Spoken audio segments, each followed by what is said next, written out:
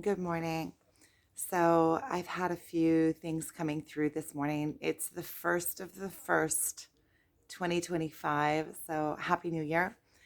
And I had a few notes coming through this morning that I feel are worthy of bringing forth. So I'm going to kind of combine them together in this video. So face forward, move towards your dreams, take baby steps, and the universe will guide you and pave the way for you. So, as you begin to receive, so you begin to quiet yourself inside and you begin to receive guidance, or you begin to receive inspired intuition, start taking baby steps towards it. Take the first step towards your dreams. If you've had dreams all your life, and there is a baby step that you can take. Sometimes it's just opening up a document and calling it by name. And then you already have something that is open, moving you towards whatever it is that you are dreaming of. So start moving towards it and trust that the universe will guide you. God will guide you and open up that path for you. And just start taking baby steps. Just start taking baby steps. You don't have to know how you are going to get there. And in addition, a lot of times the target of whatever it is you're moving towards changes and evolves as you start moving down the path and as you start moving towards it. As you open up the door, you will begin to see all the different options that are open for you. So as you open up the door, it will, as you move towards it, it will move towards you. And as you move forward, the natural next step will begin to open up for you. But until you take that first step, you can't see the continuation of the steps. You just have to trust that those steps are going to be there for you. So start moving towards what you want. What you want wants you to. What you want will receive expression through you.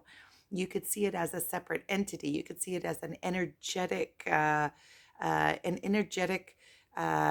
makeup that wants to receive some kind of expression in this 3D world. And as you begin to create it, it begins to come into creation. It's like a dual you are creating it, but it is being created at the same time, so it kind of gets a life of itself. Have you ever started? It's like rolling a ball downhill. In the beginning you give it the push, but once it starts collecting momentum, it has its own energy and it becomes an entity of its own. So once you start moving something forward and the ball gets rolling on it, you start creating that momentum, and then you're just like led within it. It's the things that you need to do in order to create it start coming at you, and it's easy. You just stand in place and you do what needs to be done. So face forward, and this also has to do with letting go of the past. And when you make these decisions, make decisions faced forward. That means when you get to a place in the road, that is dual. You can go this route or you can go this route, and you choose one of the routes. Sometimes many of us have issues in this decision making place because we have FOMO, fear of missing out. Like, what if we didn't choose this and this option was much better? And we also have uh, if I make a choice and I start moving and I make a hard headed choice, then I'm going to have to be responsible for that choice. And what if it doesn't work out? It's fear of not being enough, or fear of rejection. Or what if I don't succeed and then I'll feel like I am a cop out.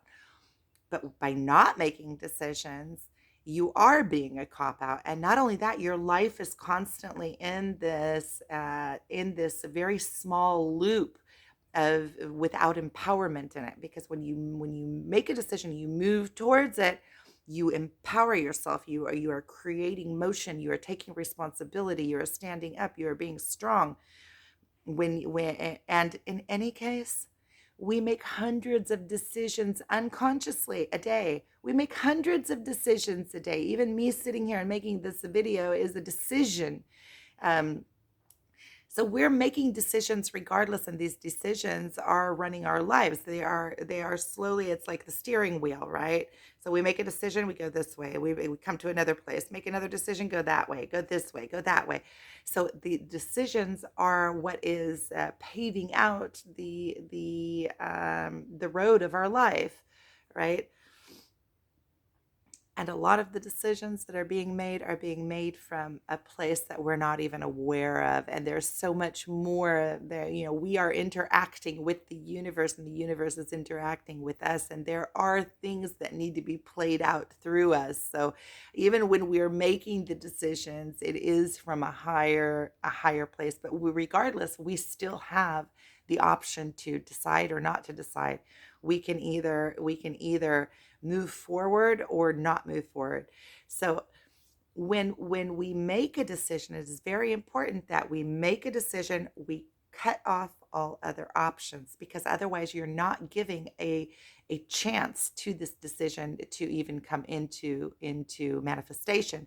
Because if you decide on something and you start moving forward towards it, but you keep on looking backwards at that other option that's going off over there somewhere, like, oh, what if I did that? You, first of all, you're taking power away from this because you're in disbelief. You're not believing that this is the best option if you keep on looking backwards towards those other options, right? So you don't have your full power going forward.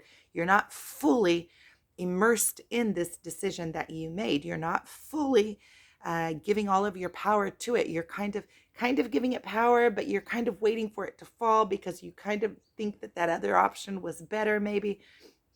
And when you can fully understand, first of all, determination. If you made this decision, now move towards it. Of course, you have to remain, there's a balance in there too, because a lot of times, we make a decision, but then we also have to keep our options open. And a lot of times one decision will lead you in one direction. You see, well, wait a minute, that's not what I wanted, but this other path that you didn't even see from back there opens up for you, and something that is more attuned to who you are. And so your path may take a turn, but you needed to make this decision in order for this other path to open up for you. So there's so many. You just need to keep yourself flexible and in movement. And the FOMO, fear of missing out, right? So when you are looking backwards, first of all, understand that this option wasn't open for you if this was the decision that you made. You always are making the right decision for yourself in the moment, and everything that falls out back at that intersection when you did have the choice, there were reasons why you went down this path and you didn't choose this path. So you can leave that behind, knowing that that wasn't right for you, even if the decision was made for you. Say like a breakup, right? So you're together and then there's a breakup, and you didn't choose the breakup, but something inside of you was not a perfect match for that. There was something that wasn't a good connection. Otherwise, that breakup wouldn't have happened. So you can be happy that what wasn't aligned with your being now has fallen out, which gives you the opportunity to find what is in alignment with your being and to find out who you are. And you can rise from that and learn from that. And getting stuck on that is a disservice to ourselves. It's fighting against cause and effect. It's fighting against the divine. Because had that been perfect for me, it would have been perfect for me. It would have played out. And you would have been able to see it. The attachment to it can come from many different places. Watch the video that I did before this. I talked in there about attachment. Attachment is fear of taking responsibility, and attachment is also fighting against what is. And attachment is not believing in self. Attachment is attachment to things that aren't aligned with the natural way of cause and effect. I'm going to go on to the power of assumption is in the normalcy of it, of finding normalcy in it. So when you assume something to be true and you really truly assume it to be true, it becomes true for you. And it becomes something that is obvious in your life, and it cannot not exist in your life when you have that thought of normalcy. So this is something, if you can make that emotion and that thought as an absolute normalcy,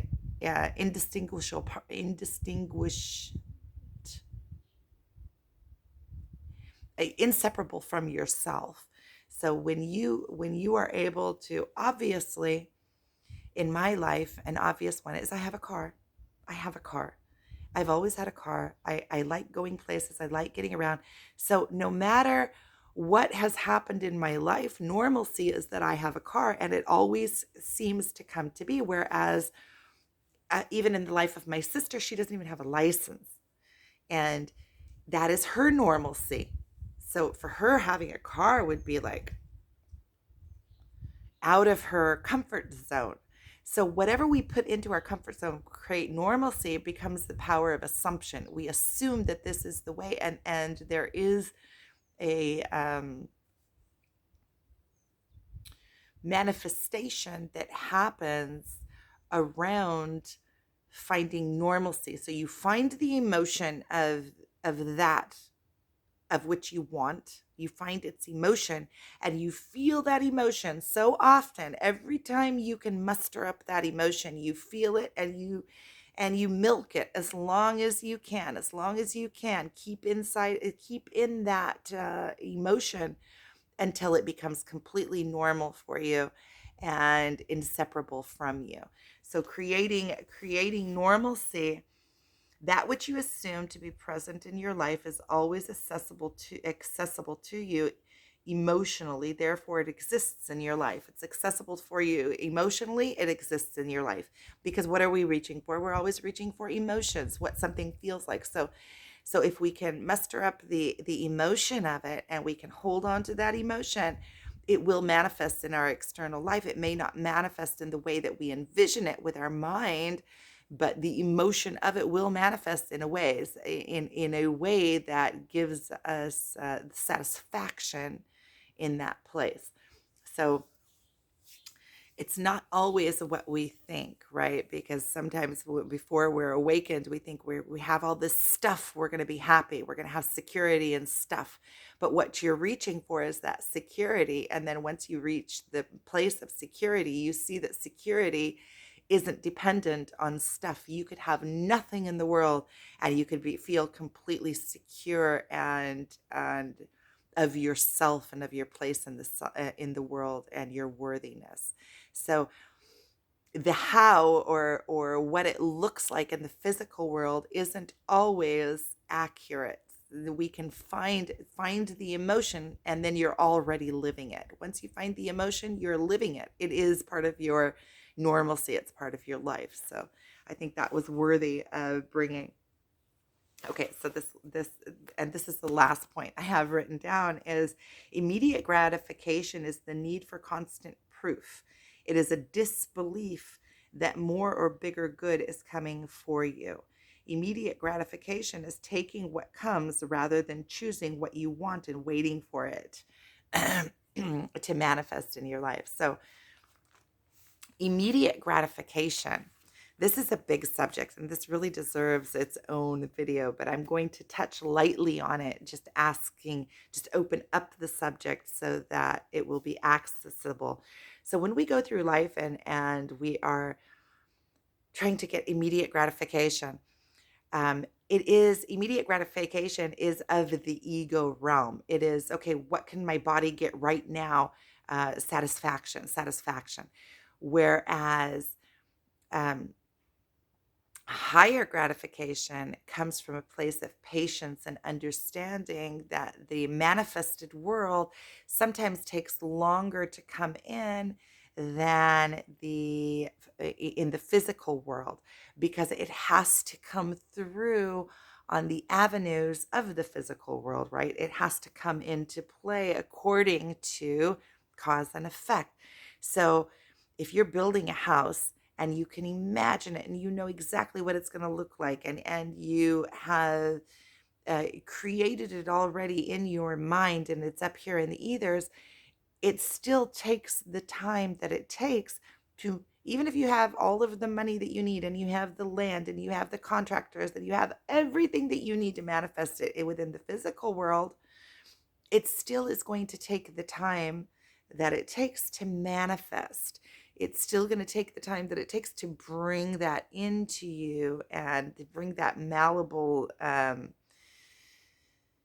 everything that is. There is a substance that is all around us, that everything in the physical world is created from the earth, and all of the byproducts of the earth, and God and energy. And it takes time for that to sculpt and manifest within the physical world. It has to come in on those avenues, that of creation.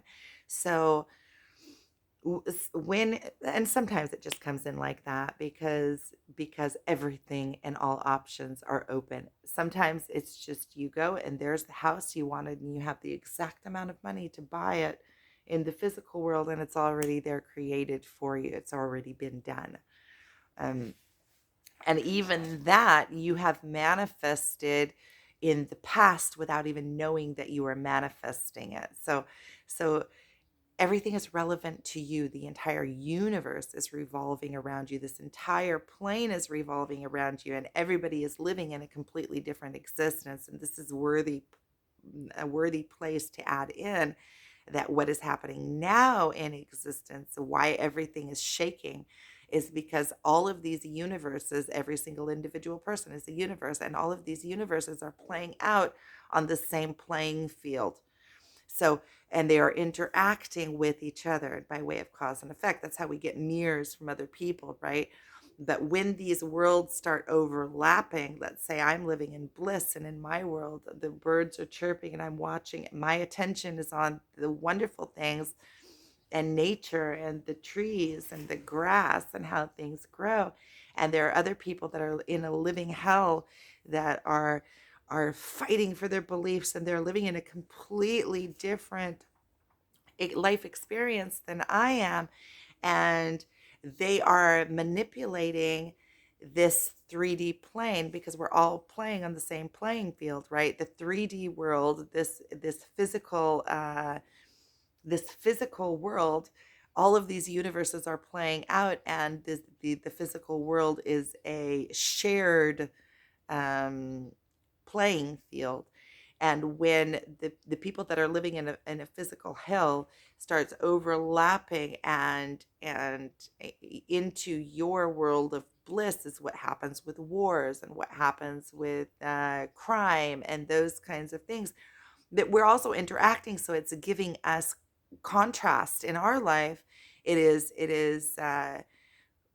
checking our values and checking our um, um, elasticity, and it is giving us reflections of other things in the world, and allowing us to reassess and to give us constant stimulation within our world.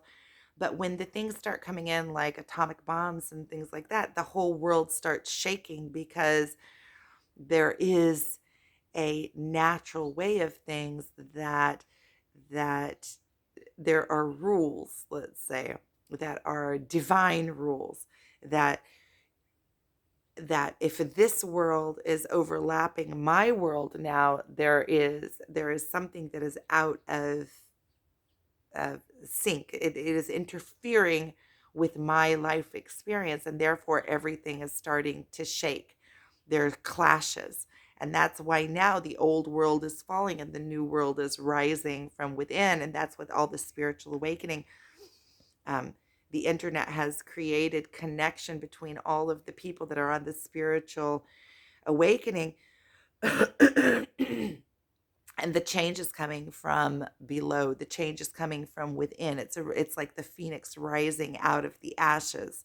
So as everything is falling and the matrix and everything is shaking, and you can see it all over the world, also with the wars, but you can also see it internally in the governments and societies, that there have been so many band-aids put on, that there are conflicting rules and regulations, that you can't, if you are abiding by this rule, then you are breaking this rule. And there is when man tries to become God, there are And man sees himself as an external, and I mean the egoic man, right? Not the internal man. There are going to be places of conflict because it's not completely in accordance to cause and effect. There is a higher law that you find once you go within yourself. You find these places, you find the higher law, the law of existence, which is malleable and which is interchangeable, and it's a balance between. So it's not a there are absolutes. So immediate gratification, when you go through life, immediate gratification, it is living in that place of lack. If I have to accept this little bit of good, it's like wanting a candy, even though you know that it's not good for you, rather than waiting to eat your spinach, which is going to fulfill you at a higher level. So that is the kind of, when we go for the immediate gratification, which could be sexual or it could be anything that we have that urge for. We're working from that animal instinct, which is within the ego, the urges. So when we answer to all of our urges, rather than divinely coming in and into the reins of our urges and understanding that they are tools and coming into the constraints of them, and withholding within that for the higher good. When we're able to do that, the higher good just comes in. When we are absolute in that, the higher good comes in quicker. Because when we're still in that disbelief place and, oh, give me a little bit of this and give me a little bit of that, we're settling in our life, and we're actually postponing the higher good from coming into our life.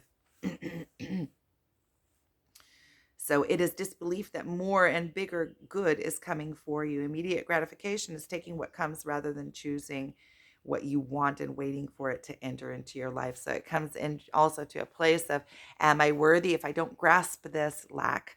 If I don't grasp this, I won't have anything. So I'm sending you guys so much love. Thank you guys for watching. I really appreciate it. Have a wonderful new year.